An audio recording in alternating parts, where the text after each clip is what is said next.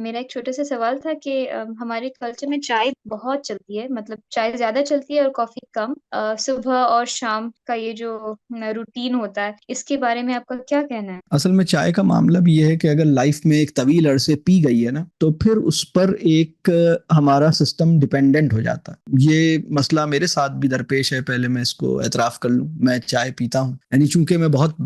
بچپن سے پی رہا تھا چائے، اور جب مجھے یہ بات سمجھ آئی اور میں نے ان سب چیزوں کو سمجھا، سپوز میں نے 30 ایئرس چائے پی چکا تھا، ایٹ دا ایج 35 اگر مجھے ایک بات سمجھ آئی ہے، یا میں 25-30 سال ایک چیز پی چکا ہوں اور میرا سسٹم اس کے اوپر ڈیپینڈنٹ رہا، میں نے ذاتی طور پہ کوشش کی، اس کو 2 دفعہ چھوڑا چائے کو،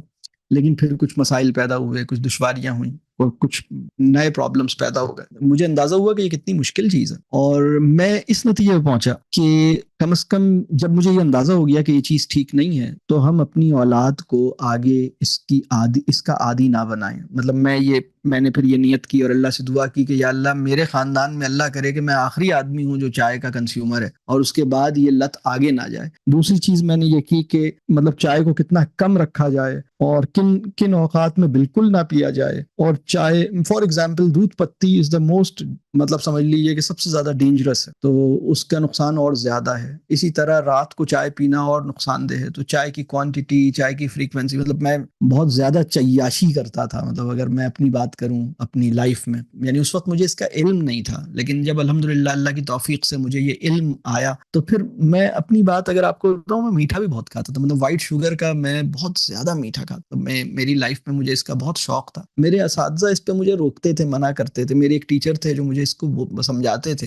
لیکن وہ اتنی ڈیٹیل میں طیب غیر طیب اور یہ سب چیزیں اور نفس اور یہ سب چیزیں وائٹ شوگر کے حوالے سے ڈسکس نہیں ہوئی تھی۔ لیکن جب الحمدللہ مجھے یہ سمجھ آیا تو بہرحال اللہ کا شکر ہے کہ وہ پھر وائٹ شوگر تو چھوٹ گئی، اللہ کا شکر ہے، لیکن چائے کا ایک پرابلم رہا۔ لیکن کم از کم ہم اتنا ضرور کریں کہ اپنی، یعنی بچوں کو جیسے ہم ان کو چکھا دو، ان کو، مطلب بچوں نے کیا قصور کیا ہے، آپ نہیں دیں انہیں۔ اب ہم نے اپنی اولاد کو، میرے اب تو بچے بڑے ہو گئے الحمدللہ، لیکن جب بچے چھوٹے تھے انہوں نے پوری زندگی میں، میرے تینوں بچوں نے کبھی بھی ان کی زبان پر کوئی بھی کاربونیٹڈ ڈرنک، فزی ڈرنک ہوتے ہیں نا، پیپسی، کوک، اسپرائٹ، مرنڈا، کوئی بھی انہوں نے نہیں چکھا، نیور ایور، نیور ایور، ان کی زبان نے ٹچ ہی نہیں کیا کبھی 7 اپ، اسپرائٹ، پیپسی کو، کبھی بھی۔ اب تو بڑے ہو گئے بچے، تو جب ہم کہیں کسی تقریب میں یا کہیں کسی کے یہاں جاتے تھے تو لوگ بہت حیران ہوتے تھے، اور لوگوں کو لگتا تھا کہ سلمان صاحب ان سے زبردستی کر رہے ہیں، اور وہ ہماری، آپ نے ان کو روکا ہوگا، ان کا تو دل چاہتا ہوگا۔ میں نے کہا بھائی آپ انہیں پلا سکتے ہیں تو پلا لیجئے۔ تو کئی دفعہ ایسا ہوا کہ وہ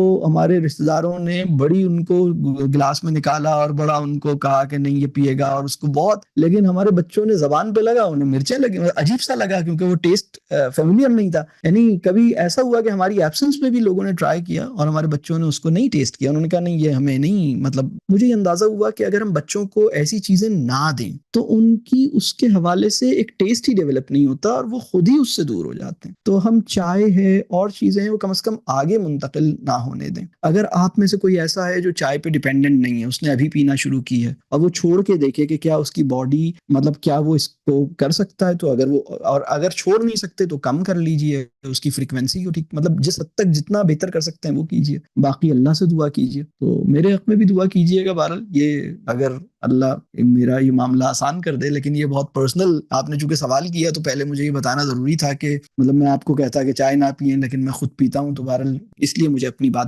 بتانی پڑی۔ اللہ مجھے بھی عمل کی توفیق دے، اللہ تعالیٰ آپ کو بھی عمل کی توفیق دے۔ سچی بات یہ ہے کہ جو باتیں میں نے کی ہیں ان پہ عمل کرنا میرے لیے بھی آسان نہیں ہے، یعنی غیر طیب کو چھوڑنا آسان ہے لیکن اوور ایٹنگ کو چھوڑنا آسان نہیں۔ یعنی یہ تو پاسبل ہے کہ آپ بہت ساری غیر طیب کو چھوڑ دیں، لیکن آپ 3 میل سے 2 میل پہ آ جائیں اور 2 میل سے 1 میل پہ آ جائیں، یا آپ 1 میل یا 2 میلز میں کم کھائیں، یہ آسان نہیں۔ یہ تو ممکن ہے کہ آپ بریانی ایسی بنائیں جس میں جو گوشت ہے وہ بھی آپ کے فارم کے پلے ہوئے جانور کا ہے، اور چاول بھی آپ کے، اور ساری ہر 100% آرگینک انگریڈینٹس کے ساتھ، ایون مسالے اور تیل بھی، اور دیسی گھی میں سب کچھ بہترین، لیکن اوور ایٹنگ سے بچیں، یہ بہت مشکل بات ہے۔ تو اللہ تعالیٰ آسان کرے، اللہ تعالیٰ رحم فرمائے مجھے بھی اور آپ کو بھی عمل کی توفیق دے۔ حسن بصری بہت بڑے تابعی ہیں، حسن بصری، امام حسن بصری رحمہ اللہ، ان سے ایک قول منسوب ہے کہ حضرت آدم علیہ السلام کا امتحان کھانا تھا، قیامت تک تمام انسانوں کا پہلا امتحان کھانا ہی ہے۔ تو بہت مطلب معنی خیز جملہ ہے. مطلب حضرت آدم علیہ السلام کا امتحان کھانا ان کا امتحان تھا، اور اس مفہوم کی بات حضرت امام حسن بصری نے کہی کہ قیامت تک تمام انسانوں کا امتحان، تمام مسلمانوں کا امتحان، پہلا امتحان کھانے سے متعلق ہے. مطلب یہ امتحان اپنی جگہ کھڑا ہے. غیر طیب کھانے کا ایک نقصان یہ بھی ہے کہ کانسٹیپیشن پیدا ہوتا ہے. اس وقت ماڈرن اربن سوسائٹیز میں کانسٹیپیشن بہت کامن ہو گیا ہے. اگر میں یہ آپ سے کہوں کہ اپنے جاننے والوں میں آپ پتہ کیجئے، اپنی فیملی میں پتہ کیجئے کہ کتنے لوگوں کو کانسٹیپیشن ہے یا ہوتا رہتا ہے، تو آپ کو پتہ لگے گا ایک بہت بڑی میجورٹی اس وقت کانسٹیپیشن سے افیکٹڈ ہے. اور کانسٹیپیشن کے بارے میں ہمارے بڑے